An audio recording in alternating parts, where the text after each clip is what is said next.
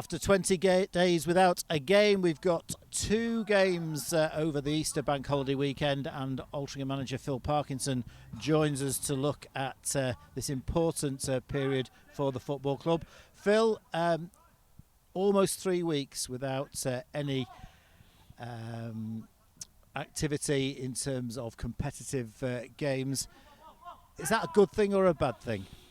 Well, we'll see on the Friday, won't we, in terms of how we return. We've done everything we can in terms of practice matches and training, but the practice matches are only so much use for getting the minutes into the lads' legs. The intensities of what they play in a competitive game, it's just very difficult to replicate that. So there's 2 ways to look at it. We could be rested, rejuvenated, fast out the traps, or the opposite, where we've had that layoff and we're playing 2 teams who've had loads of minutes over the last couple of weeks, and we haven't, and 2 teams who are going for titles or promotion bare minimum. So it's going to be a really interesting couple of games for us, but we'll go into it without any fear, playing on the front foot. That's all we've been working on since we've been off, being uber positive. We're going into the back end of the season, and we want to put shows on for our fans every time we get on that pitch. And rather ironically, after such a long period without a game, we're now going into a very, very busy period. Starting with 2 games in 4 days, that's always a big challenge for any manager. And I'm guessing you're going to have to do some sort of squad rotation.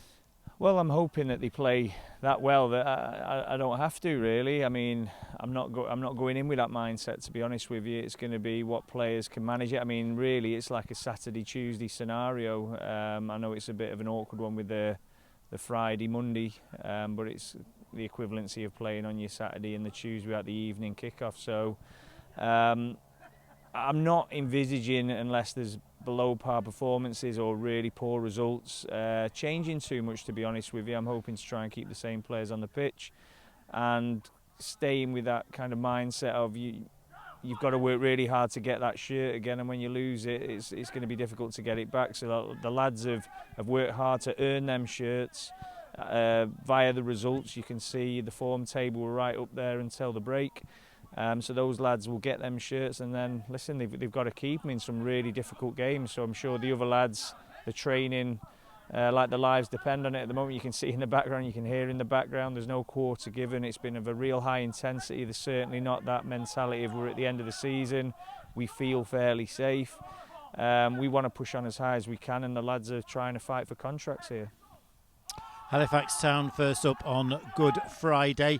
Going very well this season. They've had a terrific season, and they've beaten us 3 times in the National League, so we're due a result against them. We are, and I feel a little bit unjustly so. Probably last season more than this time. I don't think they've done, or I don't think there's been big differences between us, but the bit that you've got to give them loads of credit for is how consistent they've been. Pete Wild, pound for pound with them. Top 5 teams, must have one of the lowest budgets in them playoff areas. I mean, to do what he's done all season is phenomenal, and we know we're going to be in for a real difficult afternoon. They're probably where we want to be if we want to go full time. Obviously, the resources will be slightly more at Halifax, but we know if we get the right kind of resources, we're hoping that we could sort of replicate what they've done this season. But again, I think we've done fairly well for what we've got, and we know we're more than a match for them if we turn up. But listen, you've got to give them all the respect in the world. If we don't turn up and don't get it right, they'll certainly punish us, because they're a very, very good outfit. They're a big club, Halifax Town, but of course we're in a league with many, many big clubs. And whilst we're a little way behind them at the moment, you can see that in a year or 2 we could be where Halifax are. Well, that's all we've done since we've been here. We've got promotions, and we've got to a level now where we're trying to bridge gaps. As you can see, with me and Neil transition over, trying to transition different areas of the club over to more of a professional environment. We don't want to lose what we are, our identity as a community club, where the people are at the core of everything we do. We'll certainly never lose that, but we need to use every resource that we can to bridge these gaps and try and catch these teams up, like you say, Halifax's and. Well, maybe Wrexham's a little bit out of our grasp unless a Hollywood movie star comes in and invests lots of money in us. But I'm certainly very proud of what we are and the distance we've travelled over the last couple of seasons.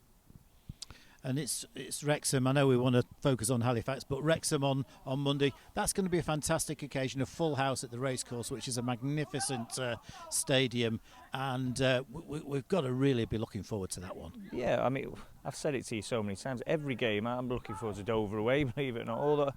Every game we play in this division is a time to savour, because as we know, we're not known for being in this division for years upon end. We bounced in and out of this division. We want to be a team that are steady in this league and then slowly improving. Well, not slowly, we want to improve as fast as we can, but as a club move at the right pace for us, and then to be pushing on to the top ends of the table. And to do that, we've got to compete with these big boys like Wrexham, which we've shown we can do in the past. Money isn't everything, but listen, look at what they're doing at the moment. They're absolutely banging form. And we're going to have to be at our very, very best with the 12th man behind them. What will they have on there? 10,000 people. It's going to be a brilliant occasion, and one that we'll savour and want to get something out of. Almost 3 weeks without a game gives us an opportunity for the injured players to get recovered. How are things going in terms of the players who weren't available 3 weeks ago? Yeah, it's going great. I mean, the only ones who are still a little bit off the pace or not available for selection would be your Tom Hannigans. Brad Jackson won't be back till the pre-season, and obviously Curtis Miller. But everyone else should be there or thereabouts up for selection, and as I said, fighting to get deals for next season and fighting to show what they can do at this level. And Eddie Jones has had a couple of weeks away with the Wales under-21 team. Great experience for him, and this will be his first game back for a while. Yeah, well, I think Eddie might have to wait his time, because Andy White's done ever so well on return. He's one who's been out injured but been one of our best players over the seasons, deserves another start, I feel. And again, Whitey's going to have to be at his very best, because he's got a Welsh international breathing down his neck who won't be happy sitting on the sidelines. And Cole Hall, we got a very brief look at him in the game against Chesterfield, and he's been out on loan at Nantwich, but of course he's training with us, and certainly somebody you're interested in. Oh, very much so. I mean, Cole's got all the attributes. He's a Bermudian international. When you look at the sort of type of player who plays in his position in this division, he ticks a lot of them boxes. It's whether he's going to be good enough to break into this team or fit our style of play. Because we are very particular on the types of players that we try and recruit. He's coachable, he's intelligent, he wants to learn, he works hard, so he's ticking lots of boxes. I've watched him the last couple of weeks at Nantwich while we've not been playing, see his progress. He's not played much since Christmas, so he is a little bit off the pace, but he's got a couple more games for Nantwich, and then he'll come back to us, and it'll be make or break for Cole. Can he break in, or can he show enough in training and whatever part he plays in the games to earn something with us for next season? And Hayden Campbell's coming on loan from Salford City, young player with potential, and it's a squad player effectively, but an opportunity for him. Yeah, I mean, he's coming because he knows he's going to get far more opportunities here than he is at Salford. So with regards to the opportunities, he's in and around our first team, he's showing up really well, he's technically a great player, we can see that.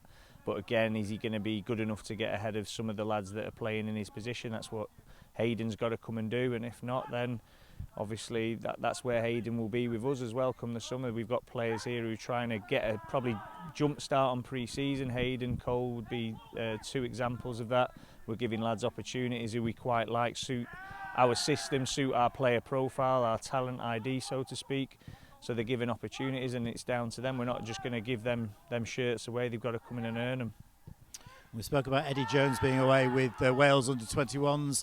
Matty Gould has had a fantastic experience with New Zealand, and one step, it's a big, huge step, but one step away, and a game against Costa Rica from the World Cup finals. Yeah, I mean, Gouldy's come back a different lad, to be honest. He's got a real spring in his step. We had a practice match last week. He was absolutely outstanding. You can tell it's done him the world of good, and sort of rejuvenated him. And I think he's really chomping at the bit, and probably hoping that Tomo has a blow-par performance, because he's been that good. He'd be well in for contention now.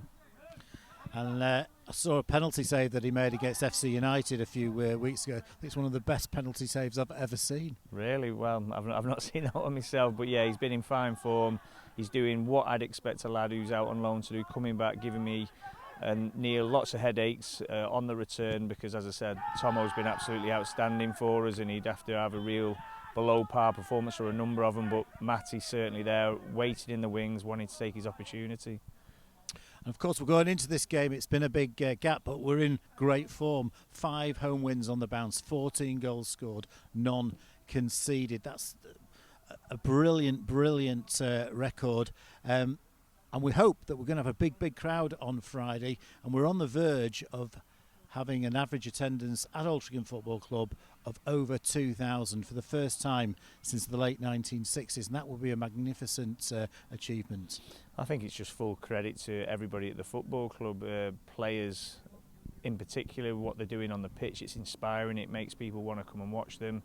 We've always had a great group here. You can see the community's absolutely booming in and around the football club at the moment. Everything's going in the right direction, and that's why you're seeing those kind of figures, because people can see that, and when they come they feel welcome, they feel part of it, they like the football that they see. We're not always going to get it right, but I'd like to think when you come and watch us you can see what we're trying to achieve, and what we're trying to achieve is entertaining, winning football, maybe not always in that order, but we want to win games of football, and we have a way of doing it. We've never deviated away from that. It is tough at times because we're playing at teams that can really put it on us, and we have to do a lot of defending, hence probably what you saw at the likes of a Chesterfield game, but we're certainly not setting up defensively. We're always looking to win the game, and that's what we'll continue to do. And if there's 500 or 600 Halifax fans there on Friday as well, it could be a superb atmosphere. They always make a great noise. Halifax games are always really good occasions. They really get behind their teams. Very similar to our fans, travel well, travel in numbers, so yeah, it should make for a great occasion. That's the thoughts of Altrincham manager Phil Parkinson ahead of the Easter bank holiday weekend fixtures against FC Halifax on Good Friday at 3 p.m, and then off to the racecourse against Wrexham on Easter Monday, also a 3 p.m kickoff.